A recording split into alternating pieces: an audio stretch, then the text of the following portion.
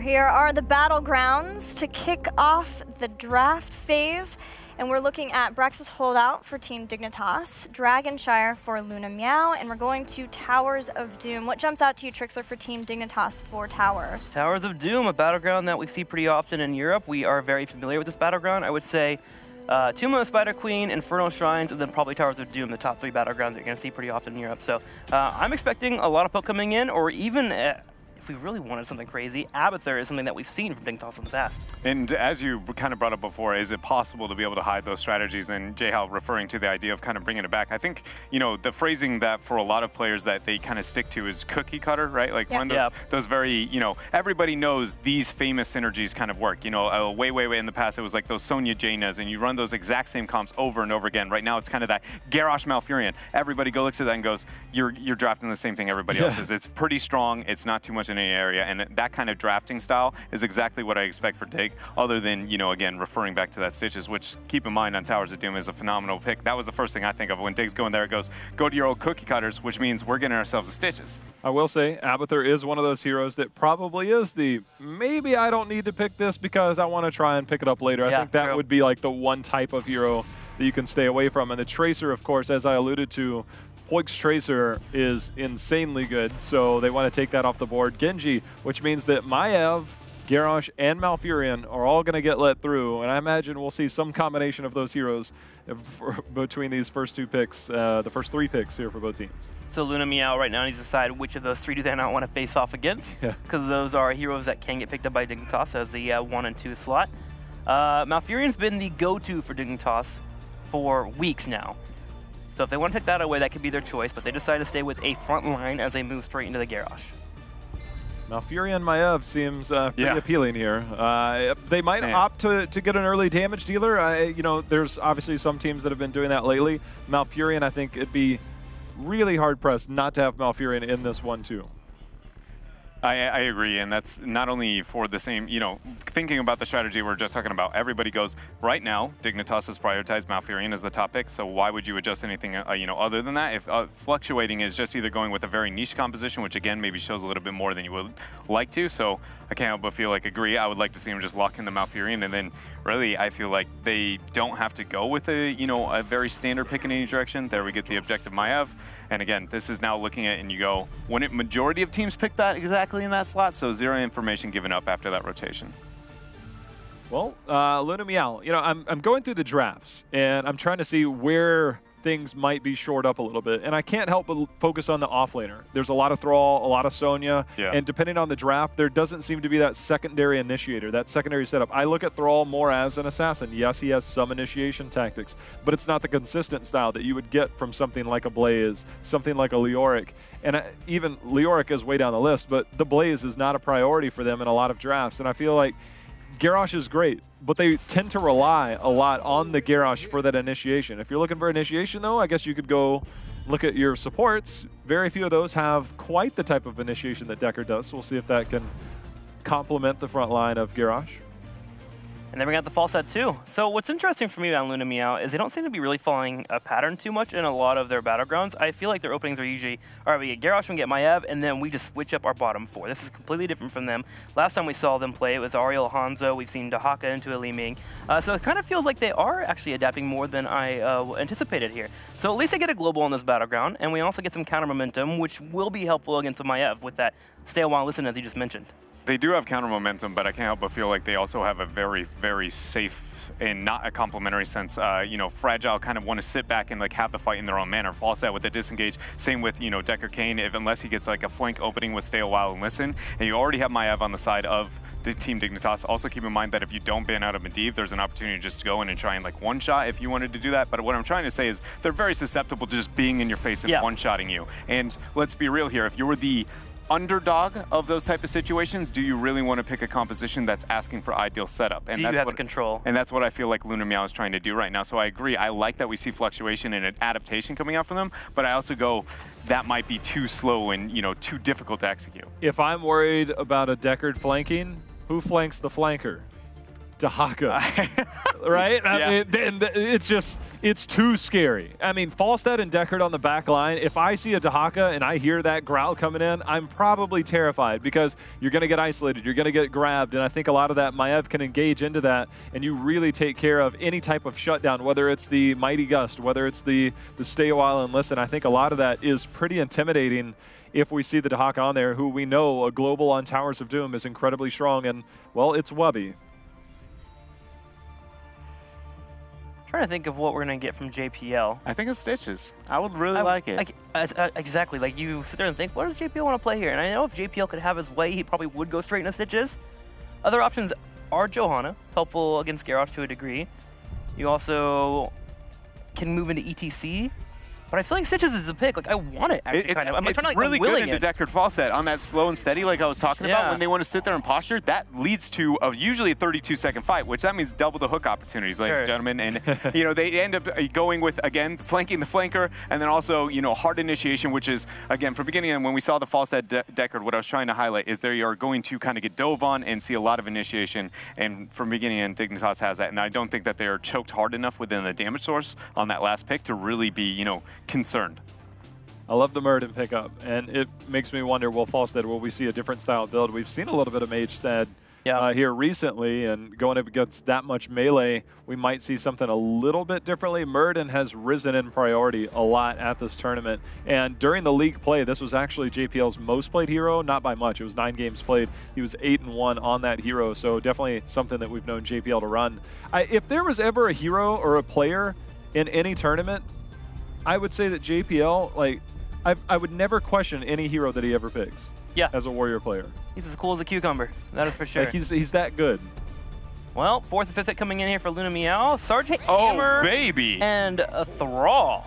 Man, if the Falstad Deckard wasn't sit back and relax enough, my goodness, Sergeant Hammer, Thrall, Earthquake Peel, everything here for Luna Meow is, you know, kind of build a home and make sure that Dignitas has a hard time moving in. But Dignitas also has an extremely good amount of initiation from this, and even, oh man.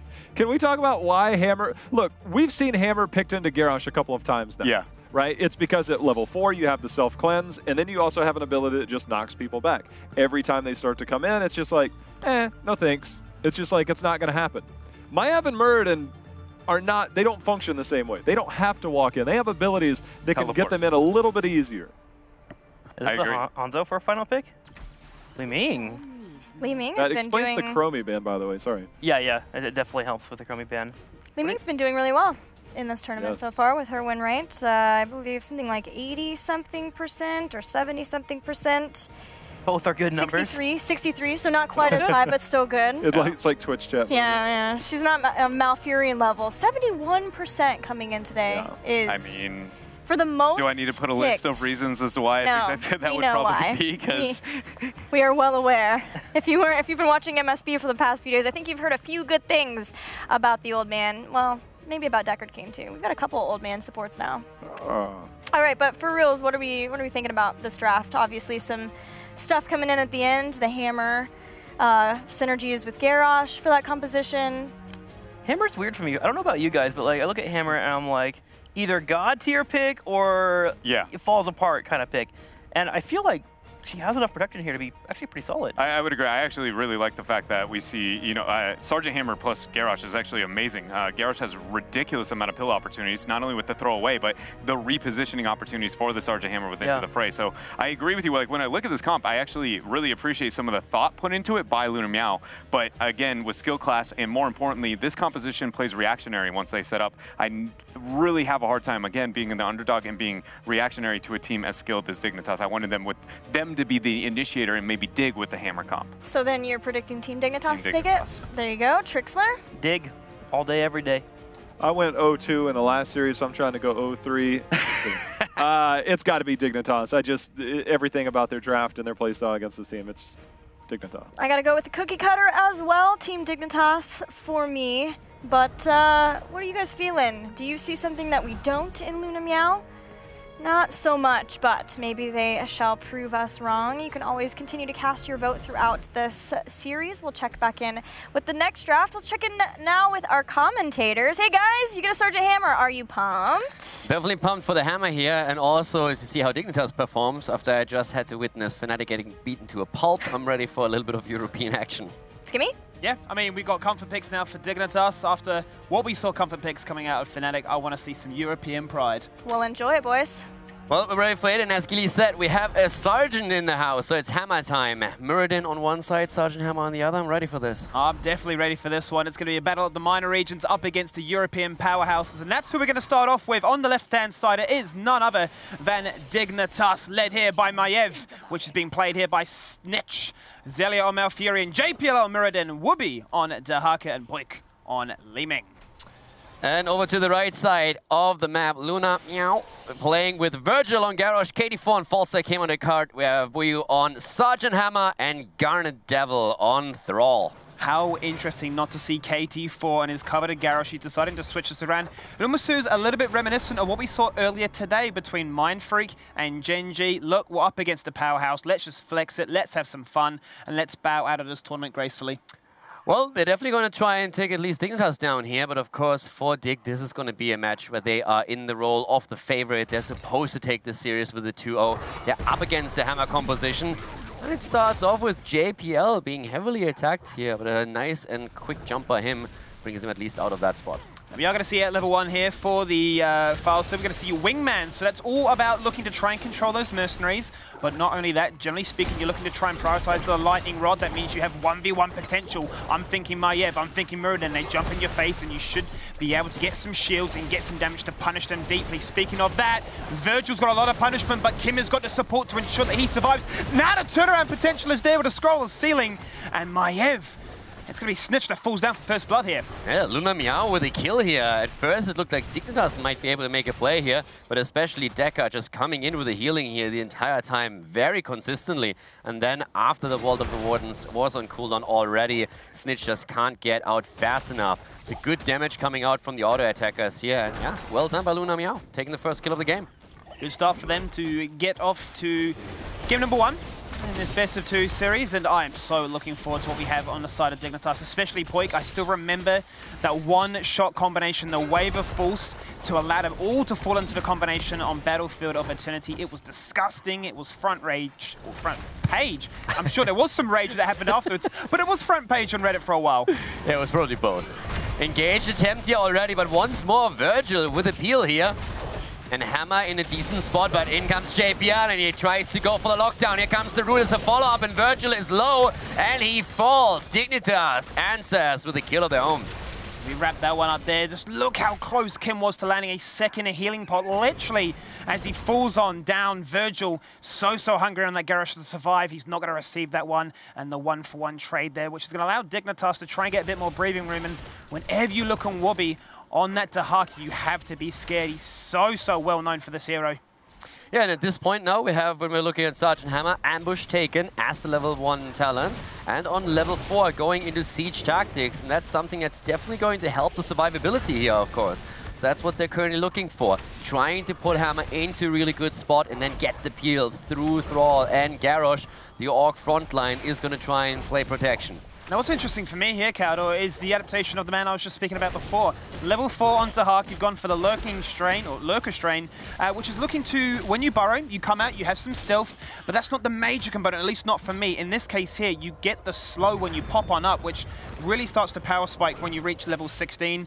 Get those tunneling claws and you can move around when you burrow, so you have so much potential to engage and just add a lot more to a team fight. Yeah, the engage is something they want for Hammer in particular. That has to be a priority target later on. Luna Meow's ideas, of course, to play protect the Hammer here, also with Falstad and the potential Mighty Gust later on.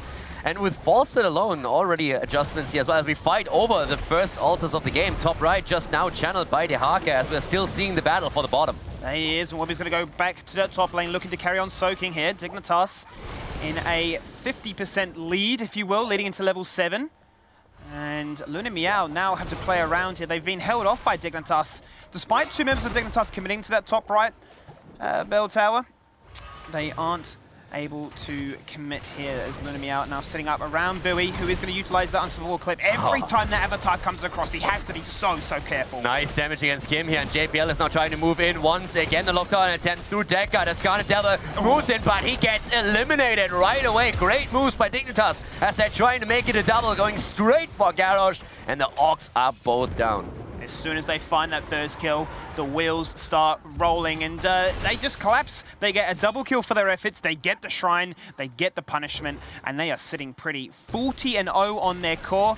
It's not done just yet, however, because they're looking for a second one, a root and a stun, as JPL dives in deep, aided by Azalea, but they cannot connect enough damage with Poik onto Kim. Yeah, it's a very well-rehearsed recipe that we're seeing on the side of Dignitas, executed to perfection in these fights. JPL initiates, gets the Stormbolt off, and Poik waits with the combo for Azalea to root the target, and then it's an easy damage output for Poik on Liming. So a great combo here by them, and definitely down to perfection. That's what they have to do the entire game, and they're going to try and also cap that off with Maiev moving in. Snitch trying to look for the tether here in most of these cases, as Luna Meow is started to put back on a very defensive foot. They have to be, because Dignitas are wanting to try and escort as many of those sappers across as they can, and they do. And they still have the other camp available in that bottom lane to try and contest. Wooby is going to carry on doing what he can with the global, whilst KT4 is going to respond in the same fashion, looking so desperately for that level 10. But Dignitas, to say, they're sticking around in this bottom lane. I mentioned it before, the sapper camp is such a priority for those easy shots, and not even the shots, even just the structural damage leading into those bell tails to amplify what these altars can achieve, which will be up in 20 seconds. Yeah, and here, of course, it's really difficult for Dignitas to actually push into that fortified position that we saw for Luna Meow, especially with Garrosh completely zoning them. So they let it go, they give the camp over to their opponent. Falstad, in the meantime, has also used his wingman to capture the top camp and push the lane out a bit more against Whoopi.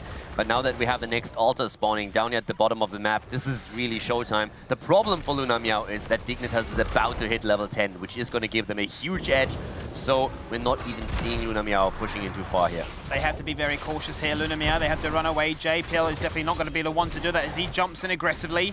And Snitch is there to follow, but they cannot find the kill that they are after. They still have a very sizable window to execute within before Luna Meow have level 10 themselves. But once again, the pressure sticking around in this bottom lane, looking to try and take down that bell tower. The cooldowns come across again. This time they punish with the level 10 as the Warden Cage is there. The route to follow things up. And Virgil, one man against the world. 4 members of Dignitas collapse, and they are rewarded for their efforts. In the meantime, up to the top, we saw Garnet Devil trying to go for Whoopi. Whoopi trying to survive as long as he can. We have Hammer now also falling down at the bottom of the map, and Whoopi is still 1 versus 2ing here. He's going for it. He already has his ult straight on Garnet Devil, tries to connect the tongue, doesn't quite get that. KT4 goes in, and finally, Dehaka falls. But that was such a close call. Garnet Devil nearly falling in the 2 versus 1 situation against the Whoopster. Maybe a little bit inspired by Kyocha there against ANZ, seeing the 3 versus 1. He's thinking, I can do a 2 versus 1. The drag so close, but the sundering at the end by Garnet Devil just to say, look, I need some Frostwolf resilience. I need to try and survive. This has been kind of embarrassing. And of course, the problem is that down to the bot lane, not only Garrosh has fallen, but shortly after, Hammer also bit the dust, and now we have the entire bell tower taken by Dignitas. They control the bot lane, they control the mercenaries, and they also want to put additional pressure onto Virgil here, as Luna Meow is trying to siege into the bell tower to recapture it. There you are, and you can see Snitch in that top there looking to jump in. As soon as he comes in, he comes straight in onto JPL. And a beautiful stay a while and listen from Kim, but it's only going to catch JPL as Snitch has the presence of mind to back out of that one there. Falsed is looking to rotate down. Whoopi is capturing that bell tower. He does indeed connect with that shrine.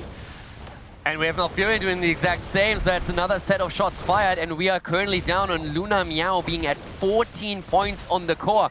And the dream for Dignitas of a perfect game here is still real, a 40-0, definitely still in the realm of possibilities, as they took 3 altars in the first phase. Dignitas well on their way to level 13, but hold up. Will be not revealing his position. Does KT4 know that he is here? Snitch.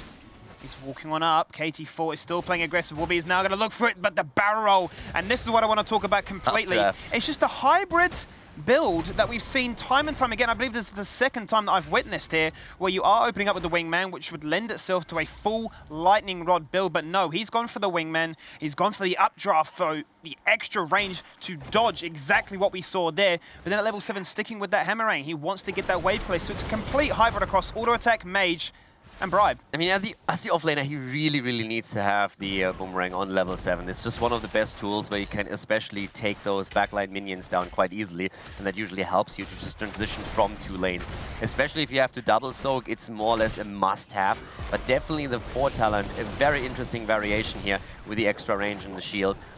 They are still in range when it comes to experience. For Luna Meow, the big problem is simply that they have not gotten any control over the objective itself. And Dignitas is now going to try and take both of these altars, as they're already putting the pressure onto Virgil again at that front. And KT4 is also in trouble as Snitch goes in and attempts the solo kill. And once again, KT4 finding infinite value with that level 4 talent, able to once again also dodge out what could have been a very racy situation. Altars are up now in 5 seconds. KT4 comes back in, and Snitch is just hanging around the corner for the kill. But the fight continues, sundering for a Twilight Dream. They're trading on big ultimates, but Dignitas get the better hand of that one. Finding the first onto Decade Kane, and now chasing onto Virgil. Split fight, 2 to the bottom, 2 to the top. Looking for Gunner Devil. The drag does connect, but we got our eyes solely focused here onto Garrosh as Virgil gets dropped on down. Garrosh goes down, and so does Thrall. In that moment, it was really Wooby just going for the burrow into the main fight and starting things off with the first kill.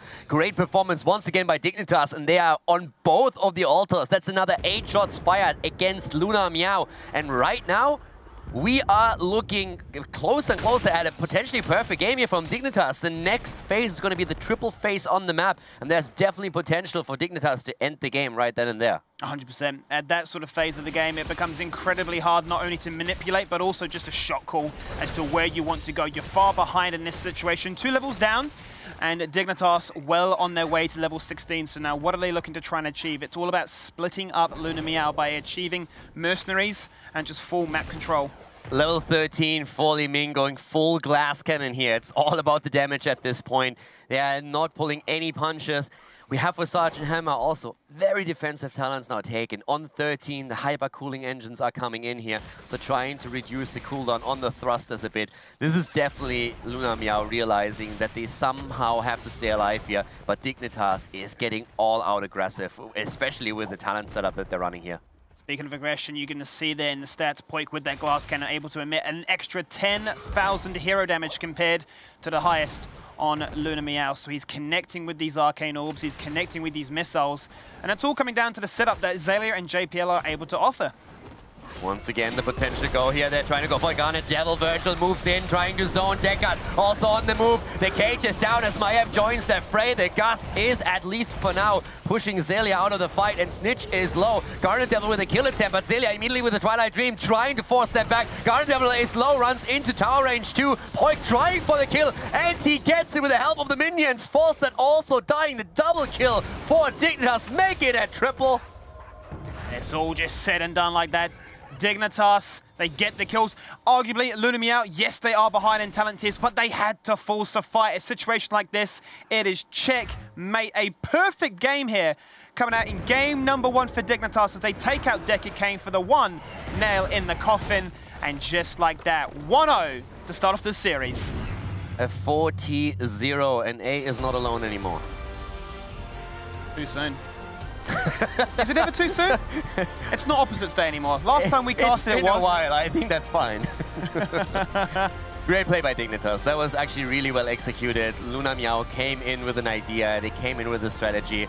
Dignitas reacted very well with adaptation here. Poik then trying to shine on damage roll too, just going straight for the extra damage on 13 with a glass cannon.